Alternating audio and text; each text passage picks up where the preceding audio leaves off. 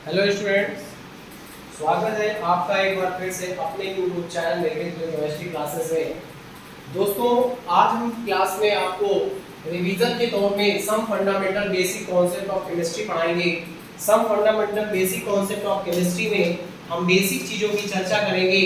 और आज हम आप लोगों से ज़्यादा बातचीत नहीं कर पाएंगे। बेटा हम आपसे बोले गुड इवनिंग, गुड नाइट, ये सारी बातें हम भूल करके सीधा मुद्दे में आएंगे। मुद्दा जो होगा उस पर चर्चा करेंगे। इसलिए सभी साथियों को गुड इवनिंग, गुड नाइट सब एक साथ में बोले दे रहा हूँ पहले से ही। और आप सभी लोग, क्योंकि पढ़ाई पेपर नज़दीक है तो पढ़ाई करना जरूरी है, इसलिए बात ना करके हम पढ़ाई करेंगे। नए साथी हो तो सबसे पहले मेरी बात सुन लें। नए साथी हो चैनल को सब्सक्राइब करके बेल आइकन पुश कर लें ताकि आने वाले रोज के जो वीडियो हो उन तक समय से पहुँचें। और लाइक करना पहला धर्म है। जैसे आओ सबसे पहले आपकी बटन लाइक में दबनी चाहिए। और नए साथी हो तो सब्सक्राइब करो, बेल आइकन पुश कर लेना, ठीक है। तो दोस्तों अब हम स्टार्ट करते हैं some fundamental basic concept of chemistry में द्रव्य से। द्रव्य को हम लोग पदार्थ भी कहते हैं। ये द्रव्य और पदार्थ कौन कौन सी वस्तुएं हैं इसके बारे में हम अच्छे से सीखेंगे।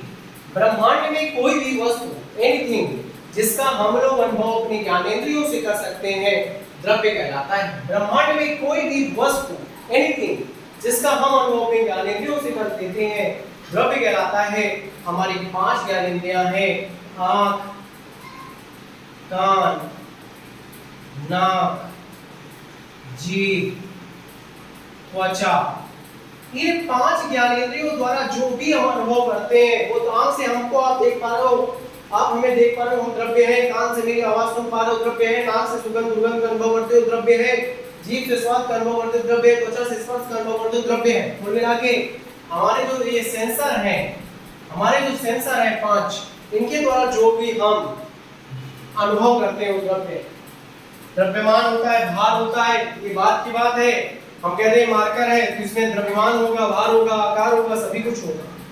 अगर हम इनकी चर्चा करें कि द्रव्य कितने प्रकार का होता है, तो हम यहाँ पर द्रव्य के 2 प्रकार बताने वाले हैं। पहला द्रव्य क्या होगा? पहला दोस्तों भौतिकी द्रव्य होगा।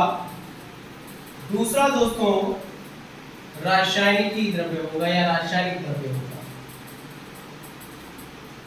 सर ये भौतिक द्रव्य क्या होता है? जिसके अंतर्गत भौतिक पदार्थों का अध्ययन करते हैं वो भौतिक द्रव्य होते हैं। जिसके अंतर्गत रासायनिक पदार्थों का अध्ययन करते हैं रासायनिक द्रव्य होते हैं। भौतिक द्रव्य 3 प्रकार के मुख्य रूप से होते हैं 5 प्रकार के, लेकिन 3 मुख्य हैं: ठोस, द्रव और गैस। ये मुख्य है, यही पेपर में आते हैं, पूछे जाते हैं, इसलिए इसी में चर्चा करेंगे। रासायनिक द्रव्य 2 प्रकार के होते हैं: शुद्ध पदार्थ और मिश्रण। अब हम चर्चा करेंगे ठोस किसे कहते हैं। सबसे पहले आप लोग फटाफट शेयर कर दो, क्लास को लाइक कर दो, अभी तक चैनल को सब्सक्राइब नहीं किया वो सब्सक्राइब कर दो, बेल आइकन पुश कर दो, ज्यादा ज्यादा दोस्तों को जोड़ दो ताकि क्लास में और भी आनंद आवे। फटाफट जुड़ जाइए सभी लोग।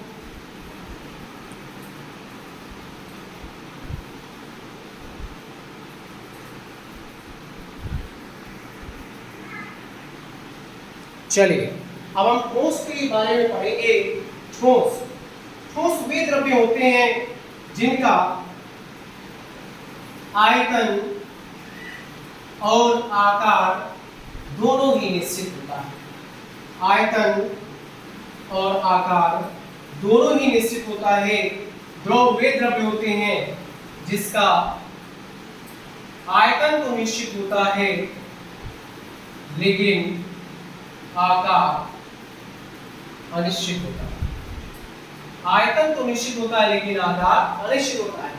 और गैस में आयतन और आकार दोनों ही अनिश्चित होता है। सर कैसे? फॉर एग्जांपल हम घर में जब घर बनता है तो हम ईंट का प्रयोग करते हैं। आपके घर में जैसे मान लो एक ईंट इस शेप की है, इस आकार की है, तो घर में जितनी भी ईंटें होंगी इसी आकार की होंगी। ऐसा नहीं है कि एक ईंट ऐसे हो, एक ईंट त्रिभुज के आकार की हो, एक ईंट वृत्त के आकार की हो। ऐसा होगा क्या? ऐसा नहीं होगा। आकार क्या होगा? ईंट का निश्चित होगा।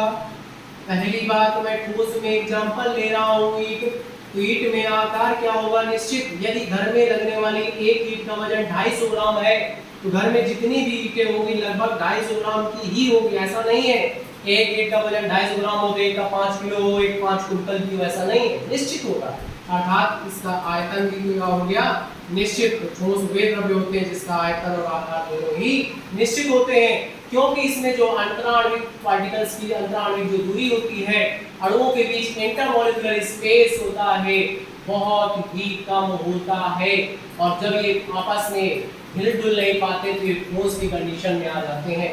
ठोस क्या है? द्रव। द्रव क्या होता है? द्रव की मैं बात करूं, यदि मैं 250 ml पानी ले लूं और 250 ml पानी को यदि एक ग्लास में डाल दूं तो ग्लास में सेट हो जाएगा। एक कटोरे में डाल दूं तो कटोरे में सेट, भगोने में डाल दूं भगोने में सेट, जैसा बर्तन वैसा आकार। लेकिन 250 ml ही पानी अर्थात इसका आयतन हमने निश्चित करके देख लिया कि आयतन तो निश्चित हो सकता है द्रव का, लेकिन आकार निश्चित नहीं हो सकता। आप जिस बर्तन में डालोगे उसमें सेट हो जाएगा, इसीलिए लिखा है द्रव का आयतन निश्चित आकार अनिश्चित। गैस में ना तो आयतन होता है ना ही आकार। हम ऑक्सीजन है, हम देख पा रहे हैं कि 1 ग्राम ऑक्सीजन वहां है, 10 ग्राम ऑक्सीजन यहाँ है, 3 ग्राम वहां है, हम देख नहीं सकते। ना उसका कोई आकार की वृत्त के आकार का है, त्रिभुज के आकार की गैस है, अर्थात ना आयतन निश्चित होता है ना ही आकार। आई थिंक आपको समझ में आ रहा होगा। अब हम आगे चलेंगे, फटाफट स्क्रीनशॉट ले लें इसका।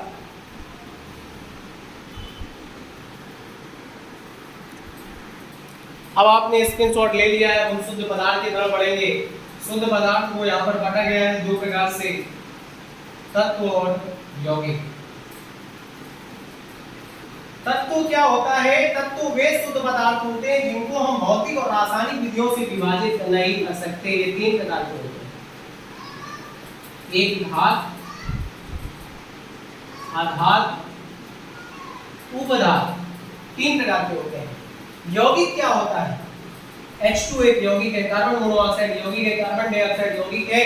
जब 2 या 2 से अधिक तत्वों को एक निश्चित अनुपात में मिलाते हैं तो तत्वों के इस अनुपात को यौगिक कहते हैं। 2 या 2 से अधिक तत्वों को एक निश्चित अनुपात में मिलाने से यौगिक बनता है।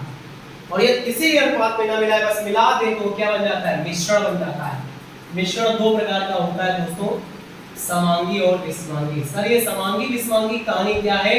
शरबत जो पीते हो समांगी होता है, बालू और चीनी का मिश्रण विषमांगी। बालू अलग समझ में आती है, चीनी अलग समझ में आती है। अगर बालू और चीनी को मिक्स करें तो वैसे मिश्रण विषमांगी, और वही पानी और चीनी ले लें, पानी में चीनी जो है पानी में घुल जाती है तो वैसे मिश्रण को समांगी मिश्रण कहते हैं।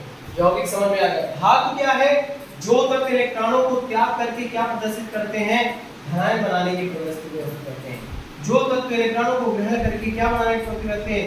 ऋणायन बनाने के। जो धातु और अधातु दोनों को प्रदर्शित करते हैं उसे धातु कहते हैं। देख लीजिए, स्क्रीनशॉट ले लें स्क्रीनशॉट, आगे बढ़े।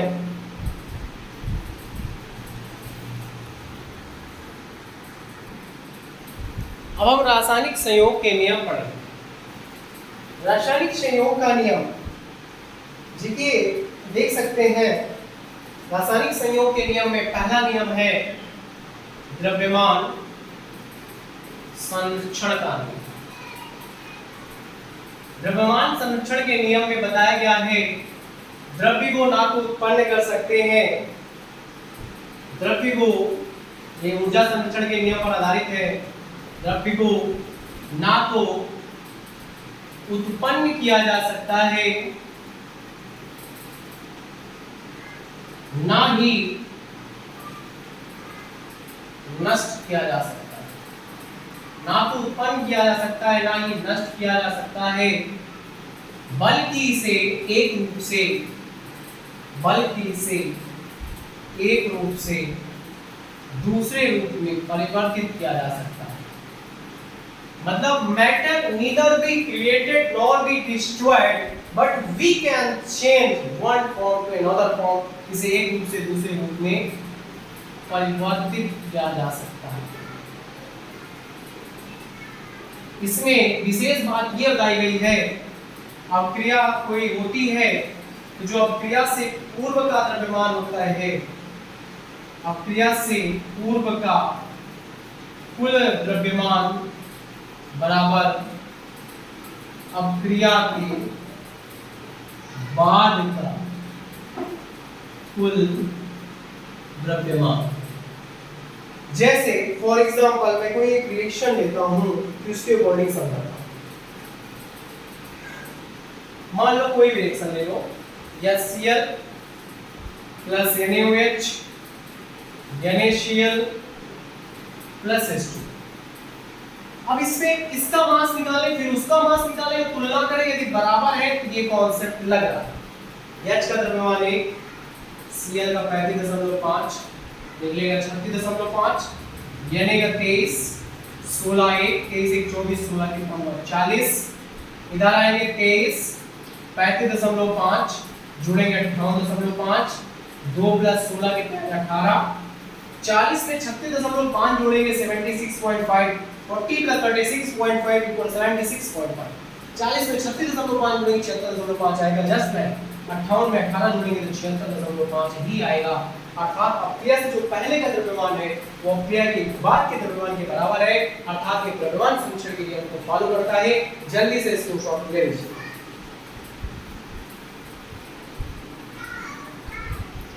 अब हम लोग स्थिर अनुपात के नियम की बात करेंगे। तो स्थिर अनुपात का नियम जो होता है इसको प्राउस्ट ने दिया था, द्रव्यमान संरक्षण के नियम को लेवोजियर ने दिया था।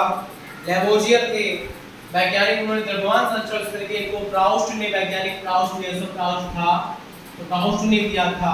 इन्होंने बताया कोई भी रासायनिक यौगिक, कोई भी केमिकल कंपाउंड रासायनिक यौगिक, चाहे वो किसी भी विधि से बनाया गया हो, चाहे वह किसी भी मेथड से बनाया गया हो, किसी भी विधि से बनाया गया, विधि से बनाया गया हो, यौगिक में तत्वों के बीच एक निश्चित अनुपात होता है। यौगिक में तत्वों के बीच एक निश्चित अनुपात होता है जिसे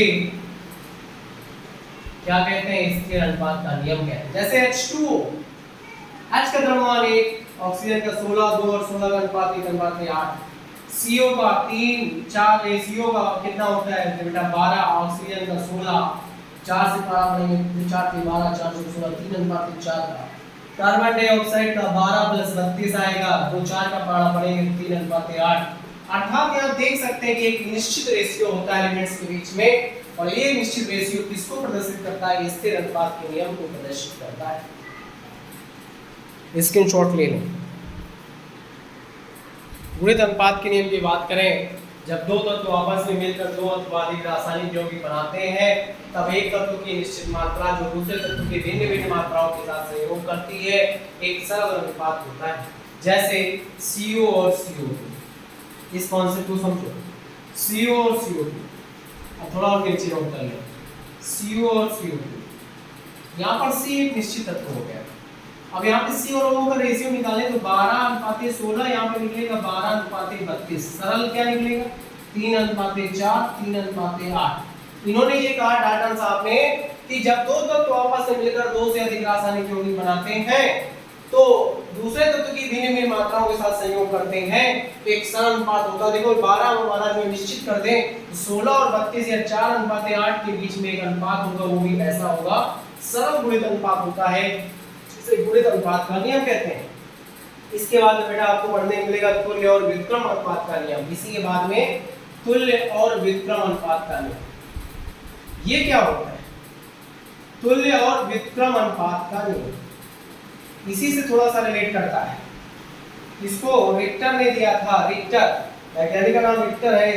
इन्होंने ए बी सी करके 3 तत्व लिए, बताया दो तत्व ए और बी की उन मात्राओं जो दूसरे तत्व सी की समान मात्रा से क्रिया करती है तो एक सरल गुणित अनुपात होता है, और पूर्णांकों का अनुपात होता है जब ए और बी आपस में क्रिया करती हैं।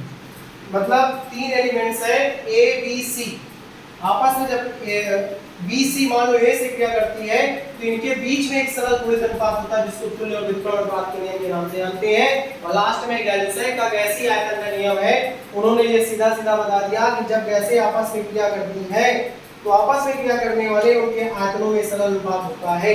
जैसे N2 + 3H2, मान लो N2 + 3H2 बनाएगा 2NH3, यहाँ अभिकारक के बीच में 1:3 और उत्पाद के बीच में 2, तो इनमें एक सरल अनुपात होता है 1:3:2 का, जो व्यावसायिक के गैसीय आयतन नियम की पुष्टि करता है।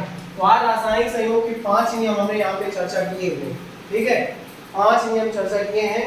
अब आपको मैं बता दूं डाल्टन का परमाणु सिद्धांत वगैरह, एवोगाड्रो की परिकल्पना वगैरह, अणु भार, परमाणु भार, ये छोटी छोटी परिभाषाएं, मोल वगैरह, ये सब तैयार कर लेना और इससे संबंधित सवाल देख लेना।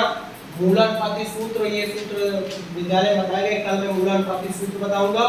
और इसी के साथ में क्वांटम संख्या निकालना, अयुग्मित इलेक्ट्रॉन निकालना, हुंड का, ये सब सारे नियम कल की क्लास में पढ़ा दूंगा। इससे पहला और दूसरा चैप्टर कल खत्म हो जाएगा, बचेगा एक चैप्टर तत्वों का आवर्ती वर्गीकरण, उसको परसों खत्म कर देंगे। कुल मिला के संडे तक बिल्कुल स्वतंत्रता दिवस में आपको तीनों चैप्टर से मुक्त कर देंगे। उधर सेकंड पेपर में रिडॉक्स ऑफ क्रिया लेके आएंगे, रिडॉक्स ऑफ क्रिया और वो वाला बायोकेमिकल चैप्टर खत्म करके केमिस्ट्री के पेपर तक पूरा फिट कर देंगे मामला। आप बराबर जुड़े रहिए, ज़्यादा से ज़्यादा दोस्तों को इसको जोड़िए और भी दोस्तों को बुलाइए, अपने साथियों को। और जिन साथियों ने अभी तक चैनल को सब्सक्राइब ना किया हो तो प्लीज़ सब्सक्राइब कर दें, बेल आइकन प्रेस कर लें, ताकि मोटिवेशन मिलता है इससे हमको भी और आपको भी मिलेगा। धन्यवाद दोस्तों, thank you for watching and ज़्यादा से ज़्यादा लोग इसको शेयर करें, लाइक करें। धन्यवाद, गुड नाइट, शुभ रात्रि।